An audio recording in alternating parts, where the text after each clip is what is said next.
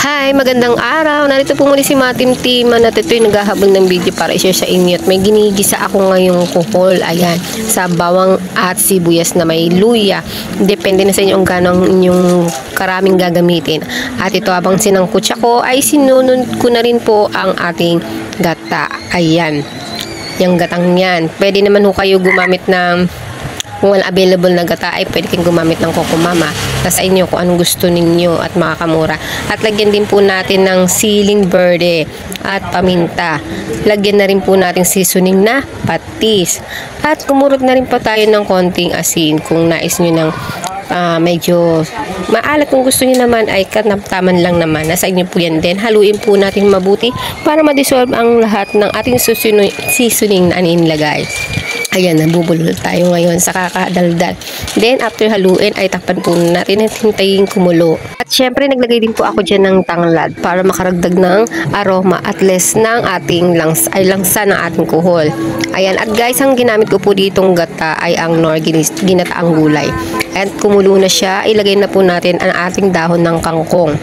Yung ating kangkong po. Ayan, hindi naman matagal itong lutuin, madali lang. Dahil ang ating kuhol ay sakto lang naman sa laki. Ayan, halo lang po natin mabuti. And syempre guys, bago po natin ito niluto ay linisin po natin mabuti ang ating kuhol.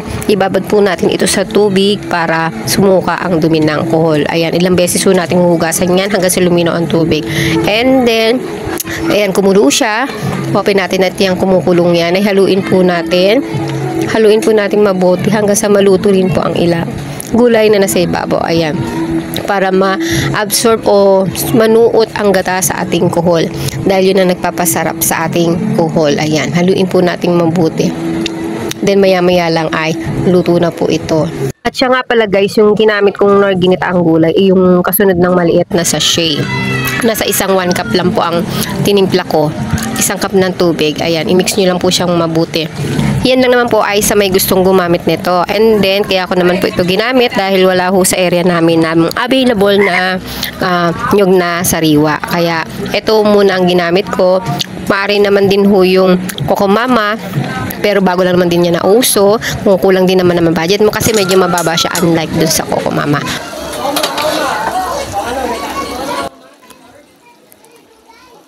Okay, then tuloy po tayo sa ating ginagawang pagluluto. Ayan, sulyapan po natin. Kumukulo po siya. Tinakpan lang po muna natin at hinayaang maluto ng saglit ang ating gulay at sumiksik-liglig ang ating gata sa ating kuhol. Kung hindi ko kayo masatisfied sa isang half powder, idagdagan nyo po ang inyong gata para mas creamy. Pero sa akin, okay na po ito. Ayan, i-mix na po natin mabuti at mamaya-maya ay maghahain na tayo.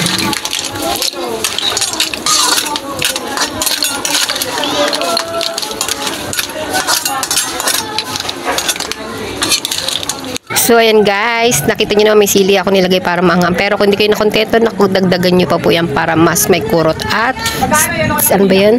Sipa. Sipa ang inyong kinain. Lalo na kung sa mga mahilig pulutanin to. At lalo na yung mga kabikulo nakakabulol. Mga kabikulanan.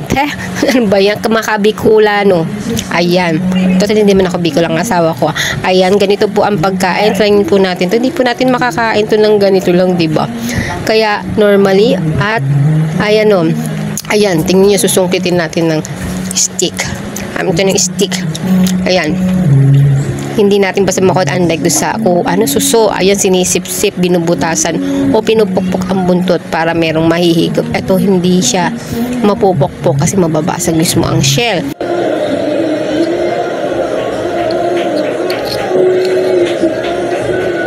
Kaya nangyayari niya sinusungkit. Then, ito. Sausaw natin para masumabit rin yung gulay at ang gata. So, may pagka-chewy siya, diba? Kain po tayo. Kung nagustuhan niyo po ang video ito, ay paki-like and share po. And then, mag-subscribe na rin po kayo. And pin ang bell button para ma-notify po kayo sa mga bagong video i-upload ko. Thank you for watching. Until next time. Bye-bye!